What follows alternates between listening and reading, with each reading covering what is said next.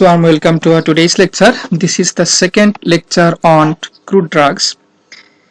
In the first lecture, we discussed about the definition and classification of crude drugs from various point of views. আমাদের দ্বিতীয় লেকচারে আপনাদেরকে স্বাগতম। প্রথম লেকচারে আমরা দেখেছিলাম যে ক্রুড ড্রাগ কি এবং তার বিভিন্ন ধরনের ক্লাসিফিকেশন। আজকের লেকচারে আমরা ক্রুড ড্রাগকে কিভাবে কমার্শিয়াল মার্কেটের জন্য প্রস্তুত করতে হয় সেটা দেখব। So the main topics of today's discussion is the preparation of crude drugs for commercial market. বাণিজ্যিকভাবে ক্রুড ড্রাগকে কিভাবে মার্কেটের জন্য আমরা তৈরি করব। তো মার্কেটে কোনো জিনিসকে পাঠাইতে হলে তার আগে কিছু কাজ করতে হয়, কিছু কাজ সমাধান করতে হয়। সেগুলো হচ্ছে প্রিপারেটিভ ওয়ার্ক। তো সেই কাজগুলোর ক্রুড ড্রাগের জন্য কয়েকটি স্টেপে সম্পাদন করতে হয়। Therefore, there are 6 steps of preparation of crude drugs for the commercial market. 6টা ধাপের মাধ্যমে আমরা ক্রুড ড্রাগকে বাণিজ্যিকভাবে বাজারের জন্য প্রস্তুত করে থাকি। প্রথম ধাপটা কি? প্রথম ধাপ হলো ড্রাগ সংগ্রহ করা, collection of the crude drug. কালেকশনটা বিভিন্ন জায়গা থেকে হতে পারে, চাষাবাদ করে সেখান থেকে কালেকশন করতে পারি, কিংবা হচ্ছে ন্যাচারাল সোর্স থেকেও কালেকশন করতে পারি। Number 2, harvesting. কালেকশন করার বিভিন্ন রকম পদ্ধতি থাকতে পারে। আবার কালেকশনের জন্য আমরা হাত দিয়ে যে ফসলটা চাষ করা হয়েছে সেখান থেকে আমাদের প্রয়োজনীয় অংশটা তুলে নিতে পারি, অথবা মেশিনও ব্যবহার করতে পারি। তো হারভেস্টিং আরেকটা পার্ট। 3 নম্বরটা হচ্ছে ড্রাইং। ক্রুড ড্রাগের ডেফিনিশনের ভিতর ছিল যে ন্যাচারাল সাবস্টেন্স, যেটা শুধুমাত্র কালেকশন এবং ড্রাইং এর ভিতরে গেছে। তার মানে ক্রুড ড্রাগ হতে হলে 1 নম্বর এবং 3 নম্বর পার্টটা থাকতে হবে। ড্রাইং সম্পর্কে আপনারা বিস্তারিত জানবেন যখন আপনারা ফার্মাসিউটিক্যাল ইঞ্জিনিয়ারিং পড়বেন। সেখানে ড্রাইং কি এবং কতভাবে ড্রাইং সংগঠিত হয় সেগুলো আপনাদেরকে বিস্তারিত পড়ানো হবে। তারপর হচ্ছে কার্বিং, যে জিনিসটা আপনি সংগ্রহ করলেন তার ভিতরে অনেক সময় অনেক অনাকাঙ্ক্ষিত জিনিস বিদ্যমান থাকে যেগুলো আপনার দরকার নেই। তো যে জিনিসটা আপনার প্রয়োজন নাই সেটাকে বেছে আলাদা করে দেওয়া, যাকে আমরা বলি বাছাই করা, সেটাকে বলা হয় হচ্ছে কার্বিং। তারপর হচ্ছে কোয়ালিটি কন্ট্রোল, যে আপনার এই ক্রুড ড্রাগ যেটা আপনি সংগ্রহ করলেন সেটার কোয়ালিটি ঠিক আছে কিনা সেটা আপনি এনশিওর করবেন। এটা হচ্ছে quality control. And final stage হচ্ছে প্যাকেজিং, স্টোরেজ এন্ড প্রিজার্ভেশন। সবকিছু ঠিক থাকলে সঠিকভাবে সঠিক বস্তু দিয়ে তৈরি, প্যাকেজিং ম্যাটেরিয়াল দিয়ে তৈরি, সেই ম্যাটেরিয়ালের ভিতরে এগুলোকে প্যাকেট করে তারপরে আমরা স্টোর রুমে স্টোর করতে পারি, অথবা কমার্শিয়ালি প্রিজার্ভেশনও করতে পারি। তো চলেন তাহলে প্রথম স্টেপ দিয়ে আমরা শুরু করি। The first step is the collection. Collection মানে হচ্ছে সংগ্রহ করা। এটা কালেকশনের জন্য সবচেয়ে বেস্ট সোর্স হলো যদি আপনি সেই যে ড্রাগটা কালেকশন করবেন সেটা আপনি নিজে চাষাবাদ করেন।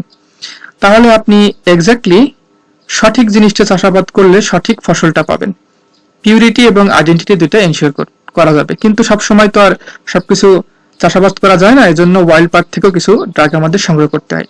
এজন্য কালেকশনের প্রথম কথা হচ্ছে the drug should be collected from the cultivated plants, because the cultivated plants always ensures a true natural source and a reliable product. বলা হচ্ছে যে ড্রাগগুলো সবসময় উচিত হলো যে চাষাবাদ করে তারপরে সেই প্লান্ট থেকে সংগ্রহ করা, কারণ কাল্টিভেটেড প্লান্ট সবসময়ই সত্যিকার প্রাকৃতিক উৎস এবং বিশ্বাসযোগ্য প্রোডাক্ট এটা আপনাকে নিশ্চিত করে।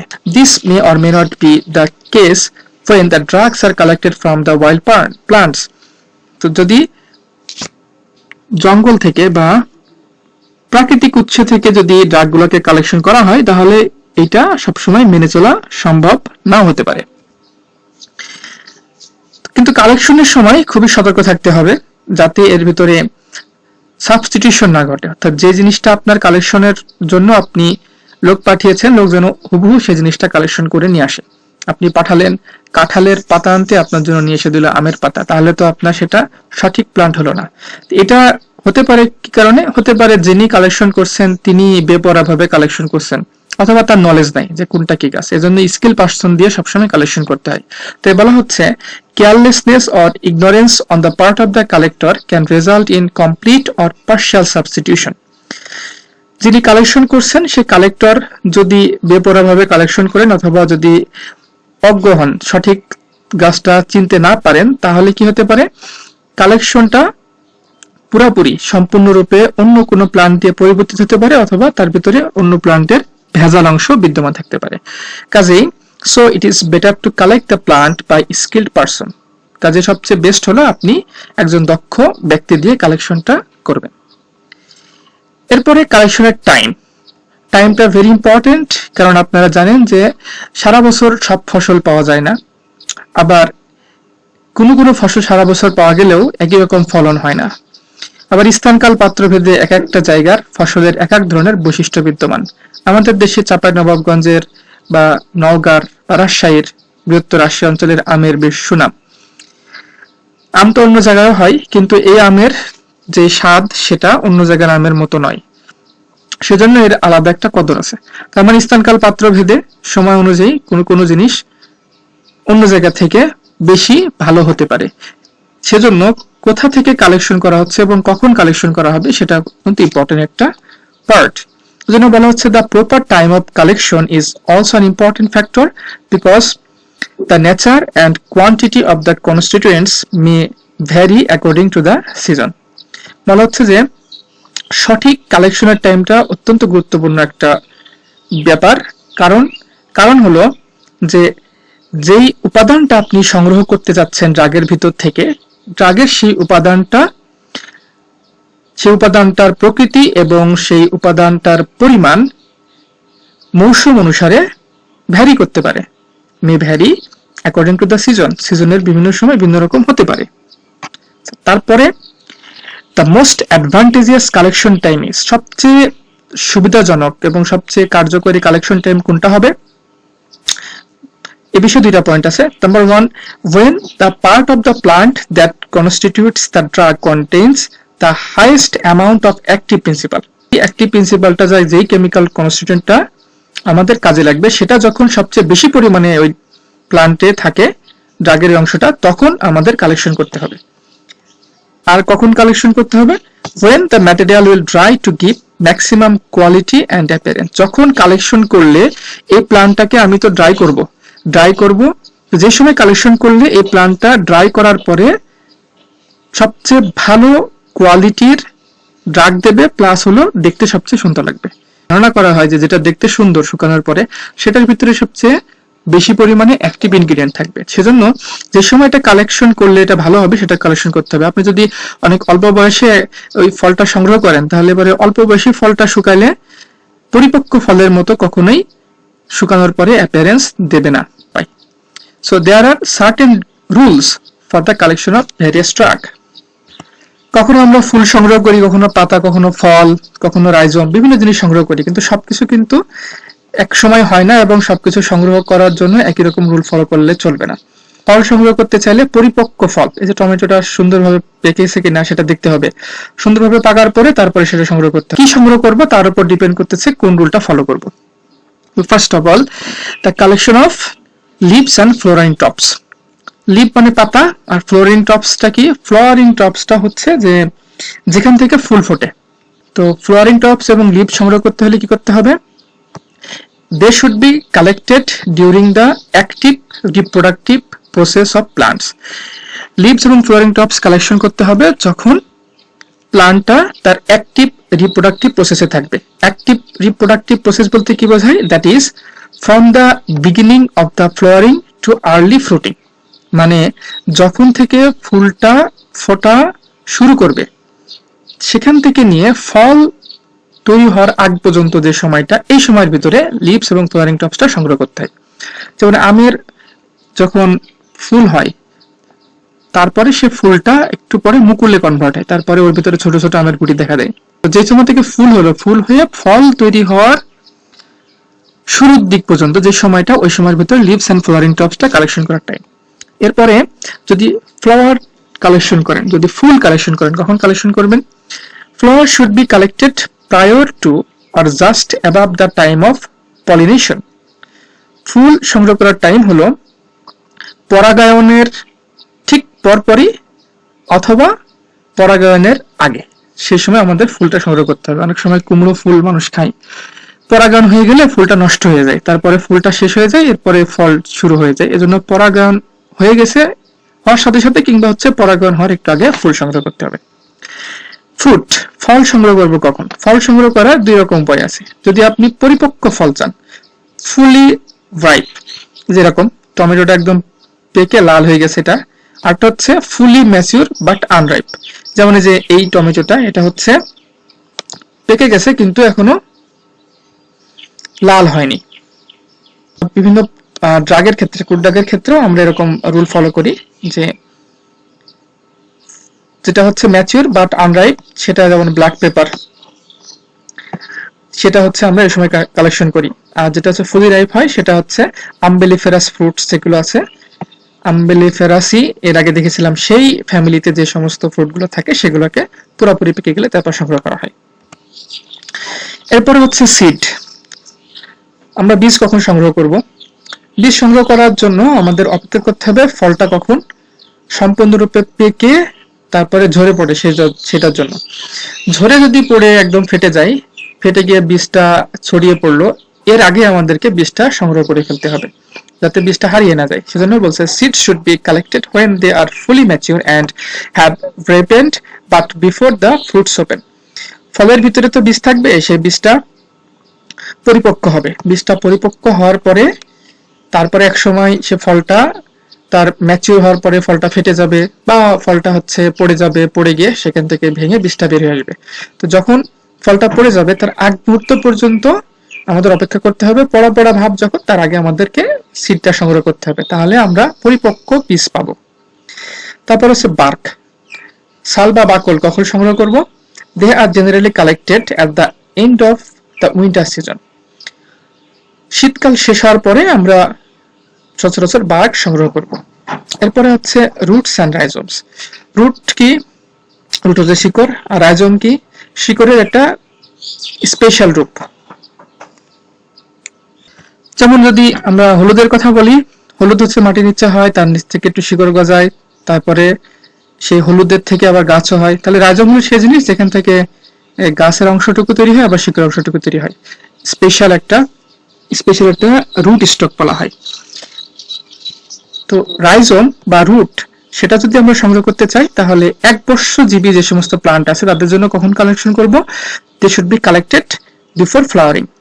অ্যানুয়াল মানে এক বছর বাসে এরকম যদি প্লান্ট হয়, সে প্লান্টের ক্ষেত্রে আমরা ফুল ফোটার আগে কালেকশন করব। আপনারা জানেন মূলা বর্ষজীবী প্লান্ট, তো মূলার ক্ষেত্রে যেটা হয় যে মূলা যখন এক বছর হয়ে যায় তারপরে তার উপর থেকে ফুল গজায়। তো মূলা থেকে ফুল গজালে তেমন ধরে নিতে হবে যে মূলা নাই, মূলা এখন তার জীবন শেষ করে ফেলছে। তো ফুল সেখান থেকে ফুলটা বের হওয়ার আগেই, যখন এই ফুলটা বের হবে, সেই ফুলটা সেখান থেকে বের হওয়ার আগেই এক বর্ষজীবী প্লান্টের ক্ষেত্রে রুট এবং রাইজোম সংগ্রহ করতে হবে।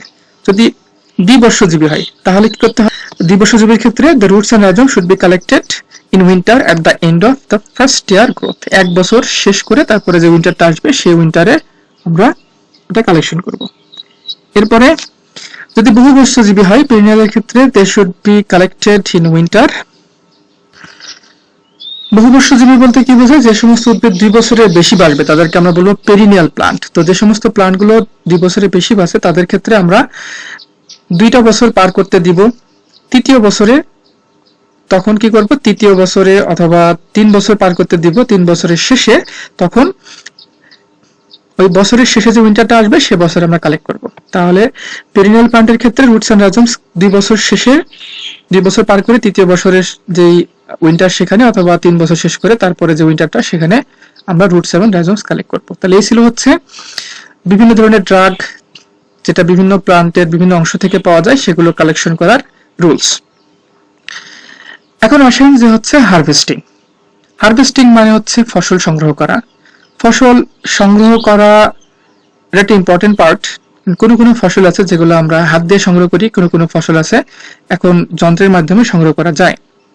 ফসলের নেচারের উপর ডিপেন্ড করে যে আমরা কিভাবে সেটা সংগ্রহ করব। যেমন এই যে ফুলটা দেখছেন ডিজিটালিস, এই ফুলটাকে যদি আপনি মেশিন দিয়ে সংগ্রহ করতে যান তাহলে ফুলটা নষ্ট হয়ে যাবে, কাজেই এখানে আপনাকে হাত দিয়ে সংগ্রহ করতে হবে। আবার এই যে এটা হচ্ছে আলুর ক্ষেত, আলুর ক্ষেতের যে বাল্ব থাকে এই মেশিনের সাহায্যে আলুর ক্ষেত থেকে আলু সংগ্রহ করা যায়। এই মেশিন দিয়ে পুরো গাছটা উঠে যাবে, পরে হচ্ছে আলুটা আলাদা হয়ে যাবে। তো হারভেস্টিং সম্পর্কে কি বলা হচ্ছে? The mode of harvesting varies depending upon the drug produced and the pharmaceutical requirements of each drug.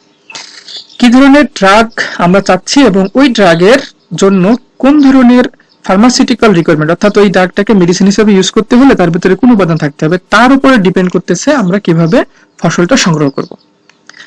Some drugs may be collected by hand labor and some drugs may be collected by mechanical device. কিছু কিছু drug আছে যেগুলোকে আমরা হাতের মাধ্যমে, হাত দিয়ে সংগ্রহ করতে পারি, আবার কোনো কোনো ড্রাগ আছে যেগুলোকে আমরা যন্ত্রের মাধ্যমে সংগ্রহ করতে পারি। With some drugs, where the skillful selection of the plant part is an important factor, for example digitalis, mechanical means cannot replace the hand labor. কোনো কোনো ড্রাগ আছে যেখানে যিনি কালেকশন করছেন তাকে বুদ্ধি খাটিয়ে কালেকশন করতে হয়, স্কিলফুল সিলেকশন, কোন অংশটা কালেকশন করতে হবে প্লান্টের সেটা বুদ্ধি খাটিয়ে চিনে আবার সংগ্রহ করতে হয়। সেই সমস্ত প্লান্ট যেমন হচ্ছে ডিজিটালিস, সেই সমস্ত প্লান্টের ক্ষেত্রে mechanical means cannot replace hand labour, অর্থাৎ সেই সমস্ত ক্ষেত্রে আপনার এই যন্ত্র চালিত মেশিন দিয়ে সংগ্রহ করা যাবে না, সেক্ষেত্রে হাতের মাধ্যমে সংগ্রহ করতে হবে। হারভেস্টিং শেষ, এরপরে পরবর্তী পার্ট হচ্ছে ড্রাইং। ড্রাইং হচ্ছে এমন একটা প্রক্রিয়া যার মাধ্যমে আপনি আপনার যে সংগ্রহ করা ড্রাগ আছে সেই ড্রাগ থেকে পানি ময়েশ্চারটাকে কমিয়ে দিবেন। পানি কমিয়ে দেওয়ার এই প্রক্রিয়াটাকে বলা হয় ড্রাইং।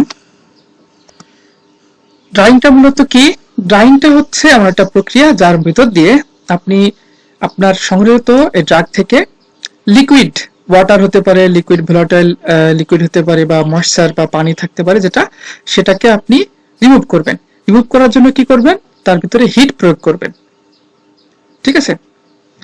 তো তাহলে ড্রাইং এর মাধ্যমে কি হয়? ড্রাইং এর মাধ্যমে হিট ট্রান্সফার করে সেখান থেকে মাস কমিয়ে ফেলা হয়। যেমন এটা যদি ভেজা ধান থাকতো তাহলে এর অনেক মাস থাকতো, কারণ এর ভিতরে পানি ছিল।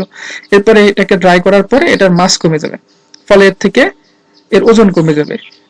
তো হিট ট্রান্সফারের মাধ্যম দিয়ে এখান থেকে মাস ট্রান্সফার করানো হলো, এটা হচ্ছে ড্রাইং। ঠিক আছে? তাহলে এক কথা ড্রাইংটা কি? Drying is the removal of a liquid from a material by the application of heat. তো ড্রাইং হচ্ছে কোনো বস্তু থেকে যদি হিট প্রয়োগ করে লিকুইড সরিয়ে দেওয়া হয় তাকে আমরা বলি ড্রাইং। আর ড্রাইং কিভাবে করা হয়? Drying is accomplished by the transfer of liquid from the surface of the material into vapor phase, অর্থাৎ ওই যে বস্তুটার ভিতরে লিকুইডটা আছে সেটা ওয়াটার বা এই জাতীয় জিনিস, সেইটাকে আমরা হিট ট্রান্সফারের মাধ্যমে সরিয়ে দিই। সেজন্য ড্রাইংটা খুব ইম্পর্টেন্ট পার্ট, কারণ ড্রাই করা জিনিসটা অনেকদিন ভালো থাকে।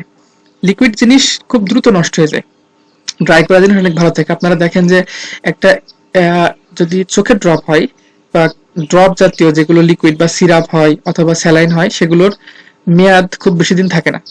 বিশেষ করে চোখের ড্রপ, এগুলো বলাই থাকে যে যখন থেকে চোখের ড্রপের বোতলের মুখ খুলবেন তার 1 মাসের মধ্যে ব্যবহার করে ফেলতে হবে। তো এরকম লিকুইড জিনিসগুলো খুব দ্রুত নষ্ট হয়ে যায়। কিন্তু যদি সলিড ড্রাগ হয়, যেমন হচ্ছে ট্যাবলেট কিন্তু অনেকদিন ভালো থাকে।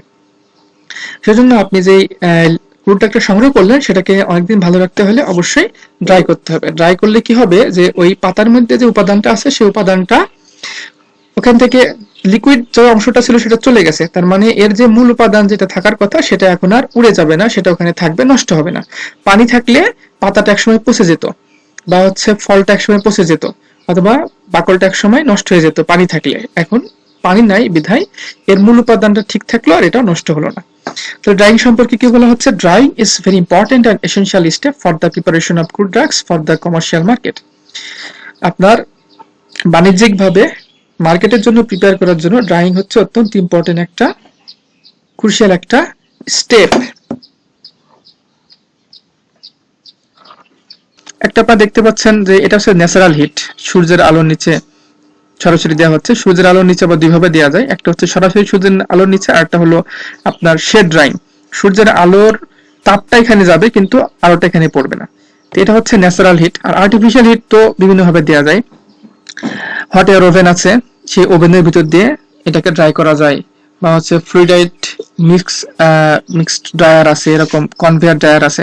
আপনারা যখন ফার্মাসিউটিক্যাল ইঞ্জিনিয়ারিং এর ড্রাইং পড়বেন তখন দেখেন কত মেশিন আছে ড্রাই করার জন্য।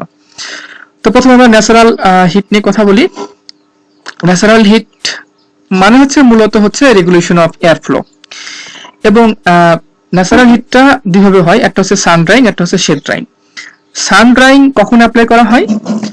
সান drying is applicable for those drugs which are not affected by the direct heat of sunlight. যে সমস্ত ড্রাগগুলা সরাসরি সূর্যের আলোর নিচে দিলে সূর্যের আলোর প্রভাবে তাদের কোনো ক্ষতি হয় না, এরকম ড্রাগগুলোকে আমরা সান ড্রাইং এর মাধ্যমে শুকিয়ে থাকি। তারপর হচ্ছে যদি এরকম ড্রাগ এভাবে শুকানো না যায় তখন কি করি? Shade drawing. শেড ড্রাইং কি? It is employed to those drugs which are heat sensitive and colour of the drug should be retained. সূর্যের আলোর নিচে কোনো কিছু শুকাইলে একসময় তার কালার নষ্ট হয়ে যায়। এবং জানেন যে কড়া সূর্যের আলোর নিচে যদি আপনি কোনো কাপড় বা কোনো কিছু যদি অনেকদিন ফেলে রাখেন তাহলে দেখবেন যে একসময় তার রং নষ্ট হয়ে গেছে, রং জ্বলে যায়। তো আপনার এই যে ক্রুড ডার্ক সেটারও কিন্তু রং জ্বলে যাবে, হয়তো অনেকদিন ফেলে রাখতেছেন, অল্প সময় রাখলে অনেক সময় যে রংটা শেষ পর্যন্ত হতো সেটা হয় না। তো এরকম যদি তার রংটা ফাইনালি যেরকম হওয়ার কথা সেরকম না হওয়ার সম্ভাবনা থাকে সূর্যের আলোর কারণে, অথবা এই ডার্কটা সূর্যের আলোর গেলে তার ভিতরের উপাদানটা নষ্ট হয়ে যেতে পারে সরাসরি সূর্যের আলোর প্রভাবে, এরকম যদি হয় তখন আমরা শেড ড্রাইং করি। তারপর হচ্ছে আর্টিফিশিয়াল হিট। আর্টিফিশিয়াল হিট অনেকভাবে দেওয়া যায়, যেমন বললাম বিভিন্ন ড্রায়ার আছে, ড্রাইং মেশিন আছে, সেই মেশিনের সাহায্যে ড্রাই করা হয়, যেমন fluidized bed dryer, conveyor dryer, belt dryer ইত্যাদি। তো এখানে বলা হচ্ছে the artificial drying has the advantages over the air and sun drying that it stops the enzymatic action more rapidly. তো আর্টিফিশিয়াল ড্রাইং এর সবচেয়ে বড় সুবিধা হলো যে ন্যাচারাল ড্রাইং প্রসেস তো তার সূর্যের আলোর যে তাপ সে তাপ অনুযায়ী সে আস্তে আস্তে ড্রাই হয়। ফলে দেখা গেল যে ধরেন আপনি হচ্ছে কমলা, উদাহরণস্বরূপ দিই, কমলা যদি বেশি দিন রেখে দেন তাহলে কমলাটা যেটা হয় যে তার ভিতরে পানি জমে সেটা নষ্ট হয়ে যায়। তার ভিতরে পানি আছে কমলার ভিতরে, এক সময় সেখানে ফাঙ্গাল গ্রোথ হয় এবং সেটা পচে যায়।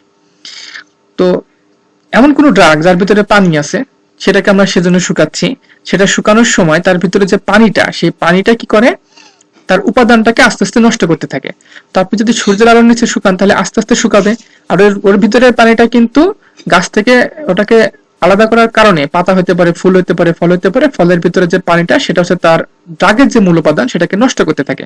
ফলে শুকাইলো আস্তে আস্তে, পানিটা আস্তে আস্তে সেখান থেকে দূর হলো, আর এই পানিটা যতক্ষণ থাকলো, যত বেশি সময় পানিটা থাকবে তত দ্রুত বা ততক্ষণ সময় ধরে ওর মূল উপাদানটাকে পানি নষ্ট করতে থাকে। এজন্য এনজাইমেটিক ডিগ্রেডেশন বা হচ্ছে হাইড্রোলাইটিক ডিগ্রেডেশন, ড্রাগের নষ্ট হয়ে যাওয়াটা, সেটা বন্ধ করতে হলে আমাদের দ্রুত পানিকে শুকাইতে হবে, আর এটা শুকাইতে হলে আমাকে আর্টিফিশিয়াল হিট দিতে হবে। আর্টিফিশিয়াল হিটে আমরা তাপমাত্রা নিয়ন্ত্রণ করতে পারি।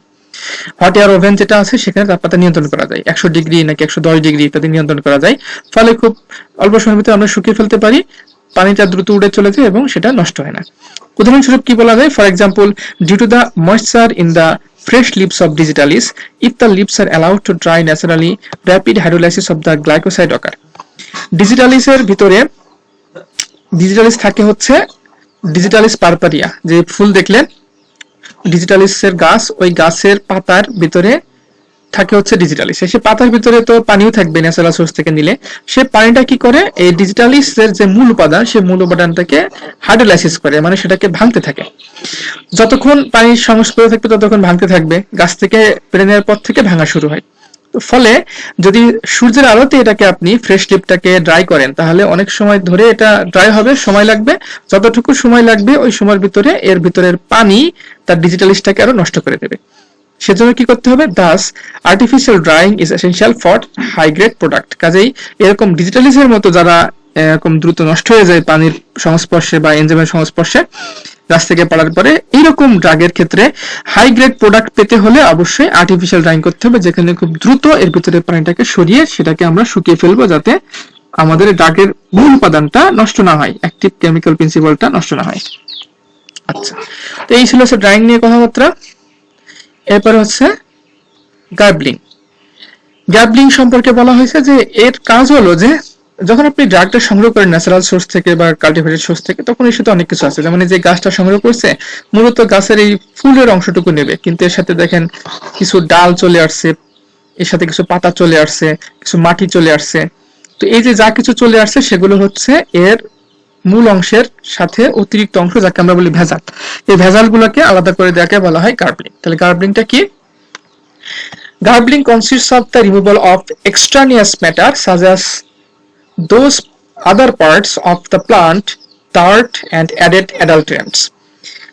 ভেজাল হিসেবে আমরা যে প্রোডাক্টটা সংগ্রহ করছি তার সাথে যেই ভেজাল হিসেবে যে রকম প্লান্টেরই অন্য কোনো অংশ, ময়লা বা ফল ইত্যাদি যা কিছু থাকবে সে ভেজালটাকে রিমুভ করার যেই প্রসেস তাকে বলা হয় হচ্ছে গার্বলিং। তার মানে মূল ডাগের সাথে এক্সটার্নিয়াস বাইরে যা কিছু থাকবে সেগুলোকে আলাদা করে ফেলাকে গার্বলিং করে। যেমন এই যে জায়গাটায় চালতেছে কেন, যে এর ভিতরে যদি ধুলাবালি কিছু থাকে সেটা নিচের দিকে পড়ে যাবে। তাই গার্বলিং এ কয় স্টেপে করা হয়? গার্বলিং মূলত 2 স্টেপে করা হয়। একটা হচ্ছে যখন এই প্লান্টটা কালেকশন করা হলো, কালেকশনের সময় কিছুটা গার্বলিং করা হয়, এবং ফাইনালি যখন প্যাকেট করা হয় সে সময় গার্বলিং করা হয়। This step is done to some extent during the collection. যখন সংগ্রহ করা হয় তখন করা হয়। যেমন এই গাছটা যখন তুললো, গাছ তুলে হয়তো ফুলটা নিবে, তো গাছের এই কিছু ডালপালা ভেঙে ফেলে দেয়, ফুলটা রেখে দেয়, এটা হচ্ছে প্রাথমিক গার্বলিং। যেমন লিচু যখন আপনি কেনেন দেখবেন লিচুর সাথে হচ্ছে এর ডালও থাকে, তো আপনি লিচু কেনার সময় কি করেন, এই ডালগুলো হয়তো ভেঙে ফেলে দেন, তো ওটা হচ্ছে primary garbling. For example, the leaf drugs stems in leaf drug stems must be removed. যদি পাতার এমন কোনো ড্রাগ হয় যেটা হচ্ছে পাতার ভিতরে আছে, তাহলে আমরা পাতা সংগ্রহ করব, পাতার সাথে কিছু কাণ্ড যদি সরে আসে তাহলে কাণ্ডটাকে আমরা ভেঙে ফেলে দেবো। এটা হচ্ছে গার্বলিং, যেটা করা হচ্ছে during collection. In case of roots and rhizomes, overground stems must be removed. যদি আপনি রুট সংগ্রহ করেন অথবা রাইজোম সংগ্রহ করেন তাহলে মাটির উপরে যে অংশ, যদি আপনি আদা সংগ্রহ করেন, হলুদ সংগ্রহ করেন, তাহলে হলুদের গাছটা নিবেন না। যদি আপনি পেঁয়াজ সংগ্রহ করেন, নিশ্চয়ই পেঁয়াজের গাছটা নিবেন না, কারণ পেঁয়াজ হলো আমার মূল টার্গেট। বা রসুন সংগ্রহ করলে রসুনের গাছটা নিবেন না। তো যেটা হচ্ছে মাটির উপরে থাকবে সেই অংশটাকে বাদ দেবেন। এটা হচ্ছে রুটস এবং রাইজোমস এর কালেকশনের পার্ট। রুটস এবং রাইজোমস নিতে হলে উপরের অংশটুকু বাদ দিতে হবে। যেমন অলরেডি বলছি, গার্বলিং 2 সময় করা হয়: during collection of the crude drug, এটাকে আমরা বলি প্রি গার্বলিং, এবং finally after drying and before packaging, এটাকে আমরা বলি ফাইনাল গার্বলিং। যেমন এটা এরা যারা করছে এটা হচ্ছে ফাইনাল গার্বলিং, মানে সংগ্রহ করে শুকিয়ে এখন এখান থেকে অ্যাডাল্টেরিয়েন্টস বা আনওয়ান্টেড যে এক্সটার্নাস ম্যাটেরিয়াল আছে ড্রাগের বাইরে, সেগুলো এখান থেকে আলাদা করা হচ্ছে। তো এই ছিল হচ্ছে গার্বলিং নিয়ে কথা। এবার আমাদের পরবর্তী যে part, now the quality control of the crude drug. Quality control অত্যন্ত ইম্পর্টেন্ট একটা স্টেপ, কারণ আপনি যে কাজটা করছেন সেটা যদি কোয়ালিটিফুল না হয় তাহলে আপনার সমস্ত কাজটাই হচ্ছে বৃথা হয়ে যাবে। তো কোয়ালিটি কন্ট্রোলের বিভিন্ন প্যারামিটার থাকে, সেই প্যারামিটারগুলো চেক করতে হয় যে সবগুলো প্যারামিটার মিট করতেছে কিনা। সেটা কালেকশন, ড্রাইং, গার্বলিং, বিভিন্ন স্টেপ হতে পারে, ফাইনালি প্যাকেজিং, সব স্টেপেরই কিছু না কিছু কোয়ালিটি প্যারামিটার থাকে, যে প্যারামিটার দেখে বোঝা যাবে যে এটা কোয়ালিটিফুল কাজ হচ্ছে কিনা। বিভিন্ন স্টেপে সেগুলোর কোয়ালিটি টেস্ট করার জন্য বিভিন্ন যন্ত্রপাতি ইউজ করা হয়, মাইক্রোস্কোপিক ইভ্যালুয়েশন করা হয় ইত্যাদি। চলুন দেখি তাহলে কোয়ালিটি কন্ট্রোল কি জিনিস। Quality control is the set of activities that control the quality of product. Quality control হচ্ছে ওই সমস্ত কাজকর্ম যেগুলো যদি সম্পাদন করা হয় তাহলে আমার যে প্রোডাক্টটা তৈরি হবে তার কোয়ালিটি ঠিক থাকবে, অর্থাৎ প্রোডাক্টের কোয়ালিটি তার উপর ডিপেন্ড করে। তো ক্রুড ড্রাগের জন্য কোয়ালিটি কন্ট্রোলের কোন কোন প্যারামিটার বা কি কি স্টেপ আমরা ফলো করে থাকি সেগুলো দেখি। Number 1, preliminary examination of the general appearance of the sample by using microscopical and sensory characters. প্রাথমিকভাবে দেখতে কেমন সেটা আমরা নির্ণয় করি। কিভাবে করি? আমরা মাইক্রোস্কোপ দিয়ে অথবা অন্য কোনো এরকম কোনো যন্ত্র দিয়ে, অথবা সেন্সরি ক্যারেক্টার মানে আমরা চোখের দেখা, অ্যাপিয়ারেন্স ইত্যাদি, এভাবে দেখে তাদের প্রাথমিক এক্সামিনেশনটা করি যে দেখতে কেমন। এটা হচ্ছে কোয়ালিটি কন্ট্রোলের প্রথম ধাপ। এর কারণে আপনাদেরকে একাধিকবার বলছে যে দেখতে সুন্দর হওয়া বা পচা না হওয়া, নষ্ট না হওয়া, এটা কোয়ালিটির অন্যতম গুরুত্বপূর্ণ একটা part. Number 2, determination of the foreign organic matters by manually picking out extraneous matters from their sample and finding out their proportional quantity. আরেকটা কাজ যেটা করা হয় সেটা হচ্ছে যে এর ভিতরে যে স্যাম্পলটা আমরা সংগ্রহ করলাম, স্যাম্পলের ভিতরে এক্সটার্নিয়াস ম্যাটার মানে বাইরের বস্তু যেটা আমরা বলি অ্যাডান্টেরিয়াস বা যেটা আমাদের কাঙ্ক্ষিত বস্তু না, সেইটা কি পরিমাণে আছে সেটা আমরা হচ্ছে তুলে তুলে মেপে দেখি যে কতটুকু বাইরের বস্তু আছে। দেখলে বোঝা যাবে যেটা কতটা আসল কতটা ভেজাল। মানে আপনার আপনার হচ্ছে সংগ্রহ করছেন মাসকলাই, ধরেন হচ্ছে মসুরি কলাই বা ছোলার ডাল সংগ্রহ করছেন, তার ভিতরে ছোলার ডাল ভাঙার সময় কিছু কাঠি, ডালের কাঠি অটোমেটিক তার খোসা থেকে যায়। তো 1 কেজি খোসার ভিতরে আপনি দেখলেন যে 1 কেজি ডালের ভিতরে হাফ কেজি খোসা, তার মানে আপনার ডাল অর্ধেক খোসা অর্ধেক, এটা খুবই বেশি পরিমাণে ভেজাল। তো এরকম আমরা আমাদের যে ক্রুড ডাকটা সংগ্রহ করলাম, ক্রুড ডাকের ভিতর থেকে তার আমরা হয়তো পাতা নিব, কিন্তু পাতার ভিতরে কিছু ডালপালা বা কিছু ফল বা কিছু মাটি ইত্যাদি এরকম থাকতে পারে। তো সেই অর্গানিক ম্যাটার গুলা যেগুলো আছে সেগুলো হচ্ছে আমরা ফরেন অর্গানিক ম্যাটার, সেগুলো আমরা ম্যানুয়ালি মানে ওখান থেকে ওই যে গ্যাবলিং এর প্রক্রিয়ার মাধ্যমে বাছাই করা হয় না, ওগুলো তখন মেপে দেখতে হবে যে কি পরিমাণে এর ভিতরে থাকে। তো থাকার পরে তখন কতটুকু আছে, প্রপোর্শনাল কোয়ান্টিটি কতটুকু, হাফ কেজিতে কত গ্রাম আছে বা হচ্ছে 1 কেজিতে কত গ্রাম আছে, এই কোয়ান্টিটি মাপলে তখন বোঝা যাবে যে মূল ড্রাগ কতটুকু আছে আর বাইরের জিনিস কতটুকু আছে। এটা একটা তার কোয়ালিটির একটা প্যারামিটার। তাহলে অ্যাপিয়ারেন্স একটা প্যারামিটার, তারপরে তার ভিতরে বাইরের বস্তু কতটুকু আছে, ফরেন ম্যাটার ব্যাটারিয়াস কতটুকু আছে, সেটা হচ্ছে তার একটা কোয়ালিটি প্যারামিটার। তৃতীয় প্যারামিটার কি, determination of the amount of moisture present in the dry drug by loss on drying method. LOD বা লস অন ড্রাইং একটা পদ্ধতি যার মাধ্যমে কতটুকু ড্রাগ থেকে ময়েশ্চার বের হয়ে গেল সেটা হচ্ছে মাপা যায়। তো সেটা মাপলে তখন ময়েশ্চার কতটুকু বিদ্যমান আছে সেটা জানা যাবে।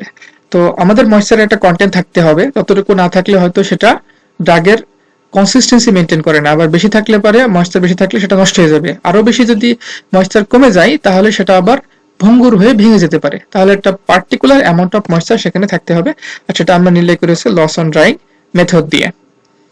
লস অন ড্রাইং মেথডের কি ইকুয়েশন ইউজ করা হয় সেটা আপনার ফার্মাসিউটিক্যাল ইঞ্জিনিয়ারিং এ জানতে পারবেন, ম্যাথও আছে, সেই ম্যাথ করলে তখন ম্যাথ করে আরো বেশি ক্লিয়ার হবে। ফাইনাল যেই কোয়ালিটি কন্ট্রোল প্যারামিটার সেটা হচ্ছে quantitative chemical test which are accomplished to determine the amount of active principle in the sample।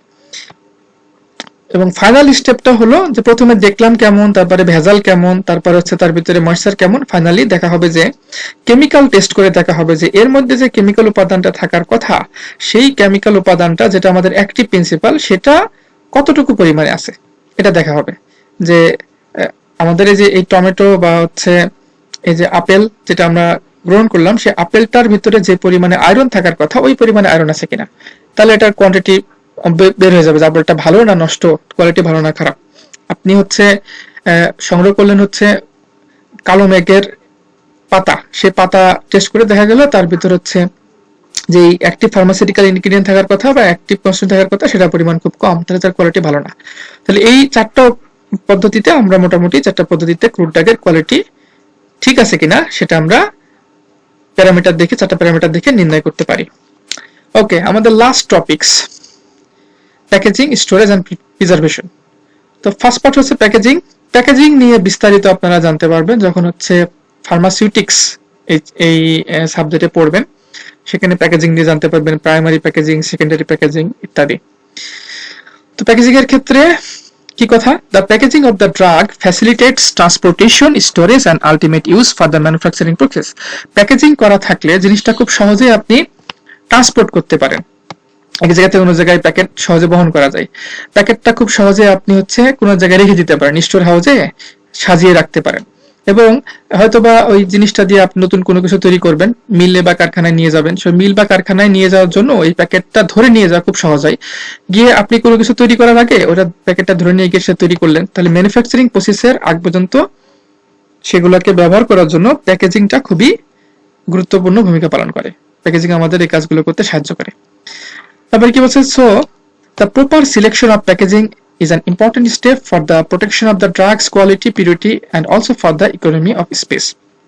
সঠিক প্যাকেজিং ম্যাটেরিয়ালটা আমাদের চুজ করতে হবে, প্যাকেজিং ম্যাটেরিয়ালটা সঠিক হতে হবে এবং প্যাকেজিং পদ্ধতিটা সঠিক হতে হবে। প্যাকেজিংটা যদি ঠিকমতো হয় তাহলে আমাদের ড্রাগের কোয়ালিটি ঠিক থাকবে, পিউরিটি ঠিক থাকবে এবং আমাদের অল্প জায়গার ভিতরে বেশি পরিমাণ ড্রাগ রাখা সম্ভব হবে। এজন্য হচ্ছে প্যাকেজিংটা কোন ধরনের প্যাকেজিং হবে সেটা সিলেকশনটা খুব ইম্পর্টেন্ট। এখন আমরা আসি যে কোন ধরনের ম্যাটেরিয়াল কি দিয়ে প্যাকেট করা হয় তার একটা আইডিয়া। পাতা এবং হার্বাল ম্যাটেরিয়াল, ভেষজ উপাদান কি করা হবে?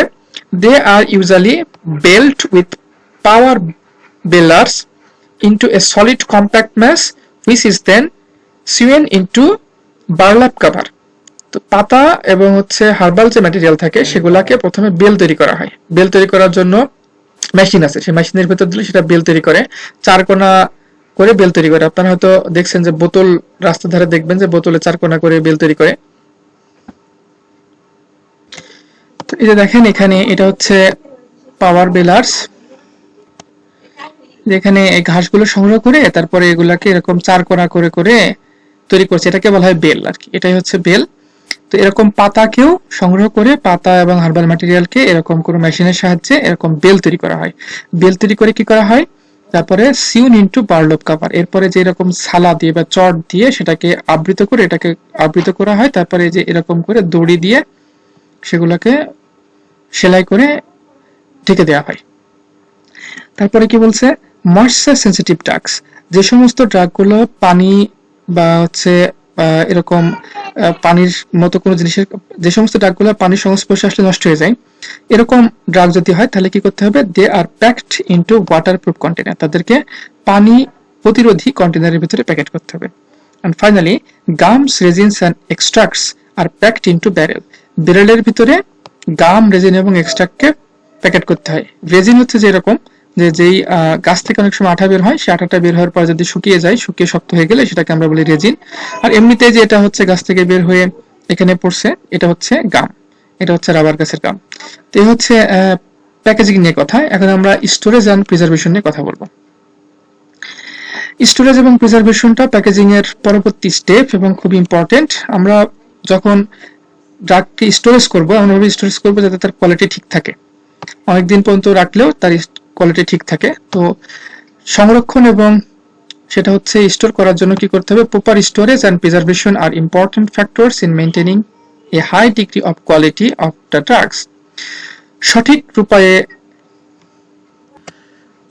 উপায়ে গুদামজাত করা এবং সংরক্ষণ করা, এটা হচ্ছে ড্রাগের কোয়ালিটি, উচ্চমাত্রার কোয়ালিটি মেনটেন করার জন্য অত্যন্ত ইম্পর্টেন্ট একটা ফ্যাক্টর। এমন জায়গায় আপনি এটাকে স্টোর করলেন যেখানে থাকার কারণে, এমন গুদামের ভিতরে গুদামজাত করলেন যে যেখানে স্টোর রুমের ভিতরে থাকার কারণে নষ্ট হয়ে গেল, এমন ভাবে প্রিজারভেটিভ দিলেন প্রিজারভেশন করার জন্য, এমন বয়ম বা এমন প্যাকেজিং ম্যাটেরিয়াল বা এমন প্রিজারভেটিভ ইউজ করলেন যেটা নষ্ট হয়ে গেল, এরকম যাতে না হয় সেজন্য আপনাকে সঠিক উপায়ে, সঠিক গুদামে সঠিকভাবে এটাকে প্রিজার্ভ করতে হবে যাতে সর্বোচ্চ কোয়ালিটি মেনটেন হয়। Storehouse of crude drugs should be well built with steel, concrete or brick। যেই গুদাম ঘরে আপনার এই ড্রাগগুলো থাকবে, সেই গুদাম ঘরটা আপনার খুব ভালোভাবে স্টিল দিয়ে, ঢালাই করে, খোয়া দিয়ে অথবা ইট দিয়ে বানাইতে হবে। এবং তাদের কি হতে হবে? They should be unheated and rodent proof. তাদের এমনভাবে, এমন ম্যাটেরিয়াল দিয়ে বানাবেন যাতে সেটা উত্তপ্ত না হয়। মানে সে ঘরটা হয়তো চাল দিয়ে বানাইছেন, টিনের চাল, এমন গরম হলো যে ড্রাগগুলো নষ্ট হয়ে গেল, এরকম যেন না হয়। আবার বাইরে থেকে সেখানে ইঁদুর আসলো, চিকা আসলো ইত্যাদি, এরকম বাইরে থেকে যেন কোনো প্রাণী এসে সেগুলোকে নষ্ট না করতে পারে, সেরকম হতে হবে। Therefore, we should consider some of the following factor for the storage of the product। সেজন্য আমাদের নিচের একটা স্টেপ আছে, সেগুলো গুদামজাত করার ক্ষেত্রে আমাদের মাথায় রাখতে হবে। সেগুলো কি? Number 1, moisture. আপনারা জানেন যে পানি যেখানে জীবন, যেখানে পানি থাকে সেখানে জীবনের সৃষ্টি, সেজন্য পানির অপর নাম জীবন। বলে পানি যেখানে থাকে সেখানে অনেক কিছু তৈরি হতে পারে, সেখানে শ্যাওলা তৈরি হতে পারে, ব্যাকটেরিয়া জন্মাতে পারে, তারপরে সেখানে ভাইরাস এর গুদাম হতে পারে। আপনারা জানেন মহাসাগর হচ্ছে ভাইরাসের গুদাম ঘর। তো এরকম বিভিন্ন জীবাণু সেখানে জন্মাতে পারে, সেটা ফাঙ্গাস পড়ে যেতে পারে ইত্যাদি। সেজন্য এছাড়াও ময়েশ্চার যদি থাকে তাহলে ড্রাগের ওজন বেড়ে যাবে, সাথে সাথে সেটা নষ্টের প্রবণতা বেড়ে যাবে। তাই কি বলছে? Moisture increases the drug weight and thus decreases the percentage of active constituent. যদি ড্রাগের ওজন, আপনি 1 কেজি কমলা মাপলেন, যেটা পানি দিয়ে ভরা, তো এর মধ্যে কতটুকু রস থাকবে? পুরোটা রস থাকবে। কিন্তু শুকনা যদি হতো, 1 কেজি শুকনো কমলার ভিতরে সাইট্রাস যে অংশটা, সাইট্রাস যে অ্যাক্টিভ কেমিক্যাল সেটা হচ্ছে শুকনো কমলার ভিতরে 1 কেজি শুকনো কমলা দিলে পুরোটাই হয়তো সাইট্রাস পেতেন, কিন্তু এখন আপনি ভিজা কমলা মাপছেন, এর মধ্যে পানি বেশি থাকবে, সাইট্রাসের পরিমাণ কম থাকবে। এজন্য যদি ময়েশ্চার থাকে তাহলে ময়েশ্চার থাকলে ওজনেই বাড়বে কিন্তু মূল উপাদান কম থাকবে। Moisture also favours the enzymatic activity and facilitates fungal growth. ময়েশ্চারের কারণে অলরেডি বলছি যে এনজাইমেটিক অ্যাক্টিভিটি বাড়িয়ে দেয় এবং যে ফাঙ্গাল গ্রোথ হয়, দেখবেন যে কমলা নষ্ট হয়ে গেলে উপরে কালো হয়ে যায়, বা এরকম যে কোনো খাবার সেটা রেখে দিলে দেখবেন ভাতের উপরেও এরকম ফাঙ্গাস জন্মায়। তো পানি যেখানে থাকবে সেখানে এরকম ফাঙ্গাল গ্রোথ হইতে পারে। সেজন্য ময়েশ্চার প্রুফ হইতে হবে আপনার স্টোরেজ এবং প্রিজার্ভেশনের ক্ষেত্রে ময়েশ্চারটা কনসিডার করতে হবে। তারপর হচ্ছে লাইট। কোনো ড্রাগ আছে যেগুলো লাইট সেন্সিটিভ, কোনো ড্রাগ আছে লাইটে থাকলে সেটার কালার নষ্ট হয়ে যায়। For the colour drugs light adversely affect the quality of the drug. যে সমস্ত ড্রাগ হচ্ছে রঙিন সেই সমস্ত ড্রাগের ক্ষেত্রে লাইট তার কোয়ালিটিকে নষ্ট করে দেয়, adversely affect the quality of the drug, ড্রাগের কোয়ালিটিটাকে নষ্ট করে দেয়। Thus, there is an undesirable change in the constituents of the drug. ফলে ড্রাগের কোয়ালিটি নষ্ট হওয়ার কারণে তার যে মূল উপাদান ছিল সেই মূল উপাদানটার অনাকাঙ্ক্ষিত পরিবর্তন সাধিত হয়। এটা একটা রঙিন ড্রাগ, এটা ধরেন যে আপনি লাইটে রাখলেন, আস্তে আস্তে এর রং নষ্ট হয়ে গেল, তখন বুঝতে হবে যে মূল যে উপাদান হয়তো অ্যান্থোসায়ানিন ছিল বা বিটা ক্যারোটিন ছিল সেটা নষ্ট হয়ে গেছে। 3 নম্বর হচ্ছে air.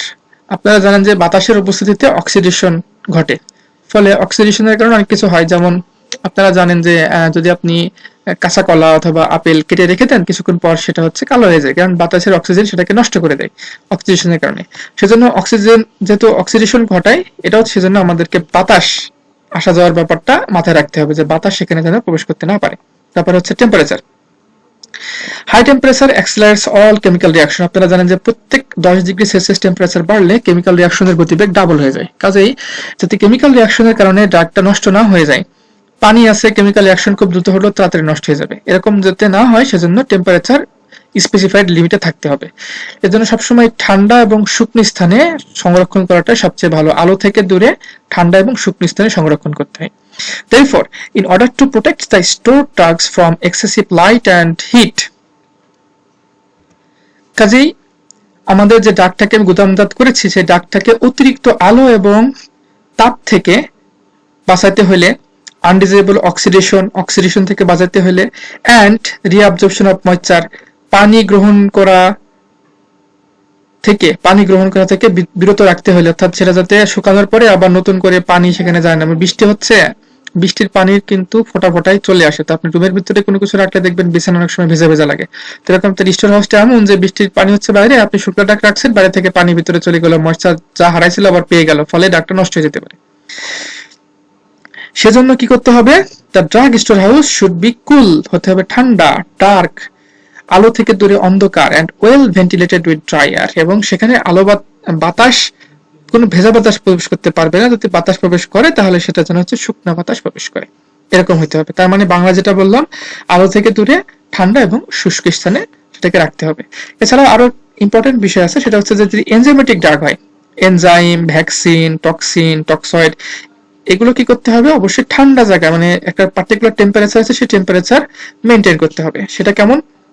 They should be stored in deep freezers at temperature of 0 to 40 degree Celsius and in some cases even below 0 degree Celsius। মানে ভ্যাকসিন বা টক্সিন বা টক্সাইড এগুলা 40 ডিগ্রি সেলসিয়াস তাপমাত্রার, 0 থেকে 40 ডিগ্রি তাপমাত্রার ভিতরে বিভিন্ন জিনিস বিভিন্ন তাপমাত্রার উল্লেখ থাকে, স্পেসিফিক সেই তাপমাত্রা সংরক্ষণ করতে হতে পারে। এবং অনেক ক্ষেত্রে এই ড্রাগ গুলাকে আপনার ভালো রাখতে হলে 0 ডিগ্রি সেলসিয়াস তাপমাত্রার নিচেও তাপমাত্রা মেনটেন করা লাগতে পারে। তো এই হচ্ছে ড্রাগের স্টোরেজ এবং প্রিজার্ভেশন নিয়ে কথা। আশা করি এগুলো বুঝতে পারছেন।